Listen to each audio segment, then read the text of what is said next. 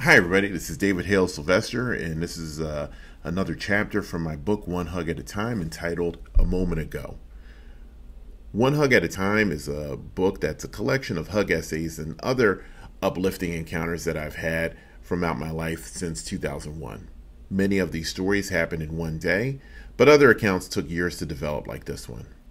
I wrote this essay for my good friend Michelle's sister Sharon, whom I met shortly after my return from bicycling Africa from Cairo to Cape Town in 2006 and later died in 2014.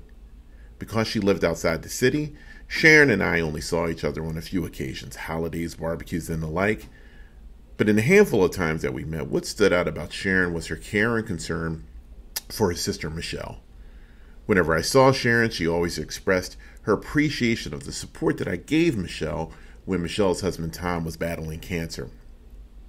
Because Sharon and I met only a few times, it was a surprising honor that her family selected me, of all people, to be one of the speakers at her memorial.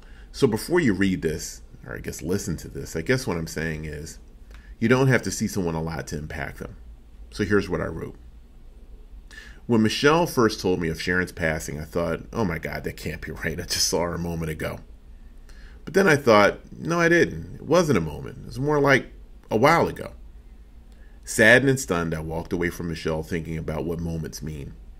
More than just some well-defined piece of time like a second or a minute or a beat, moments are unique unto themselves. Within them are these dynamically mighty morsels of time, space, opportunity, and perspective. Moments. Moments are those places where, in the story, where we just know to all hold our collective breath. Because what we say in the heat of the moment can start a vicious fight that can only be quieted by a tender moment of forgiveness. The friend that you treasure the most is the one that you can depend to be there in a moment's notice. We instinctively hold ourselves to the person that looks us in the eye and pleasantly and politely says, "One moment, please." And we always envy the person who has that life where there just never seems to be a dull moment. Moments are something else, and people can be moments as well. Surely you've encountered someone who entered the room and infused the atmosphere with more life, wisdom, and happiness than you thought the room could contain. You felt it the moment they walked in. Or maybe you didn't recognize their nuances while present. But I bet you took note of their light when everything felt dimmer the moment they left. Moments are tremendous but extremely difficult to recognize in real time because moments need the courageousness of one to act upon it. Right then, right there. Otherwise, their immense potential lies dormant. I'll be sincere. Sharon and I didn't interact that much. But I knew that she knew the power within a moment. I know this because every time we met, she took me aside and thanked me for whatever comfort she felt that I was giving her sister Michelle. "You are and do good, David," she once told me. Sharon had no idea that fate would have me speaking up here on her behalf, but she knew to speak up. She knew that we often let the moments of our lives slip by, thinking that there'll be some more time, or we'll have another shot, or come across a better opportunity to celebrate it all. Sharon was brave enough not to let our moments slip by.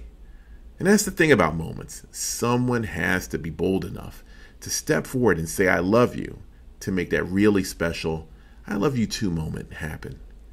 Someone has to be fearless enough to seek out someone who isn't in a good mood just to hug them, because they know that once they both feel the warmth and tenderness within that embrace, the spirit of the moment will be uplifted. One person has to be mindful enough to step from their own circumstances and acknowledge another's best effort to say, "I believe in you." They do this knowing that if nothing is said, there's no possibility of a bonding moment later on when that person triumphs and genuinely says, "Thanks, I couldn't have made it without you." The step toward a moment is an imperative. Otherwise, the vibrancy of the opportunity is lost and may be gone forever. So while we're all here to celebrate the beautiful moment that was Sharon's precious life, let's be like her and make a moment, a special moment right here, right now. Let's do more than just look around at each other and think, man, I really got to stay in touch with this one, or it's been too long since I've seen that one. Let's do more. Let's take just one step forward, literally, to walk out of our comfort zones and go over to someone and say, I love you. Say, I believe in you. Say, I'm sorry. Say, I promise to do better. Say, thank you. I admire you. I'll stay in touch. Say something funny like, man, I always thought you were cooler than me when we were kids. Or say something like Sharon said, you are and do good. Say whatever. It doesn't matter. But say something to someone to make this moment that we have right here, right now, real. Do this now, because without recognizing, acknowledging, and moving upon this amazing, brilliant morsel of an opportunity we have before us, we all run the risk of someone in the future learning the circumstances of our fate and having them walk away thinking, oh my God, that can't be right. I only saw them a moment ago. Thank you.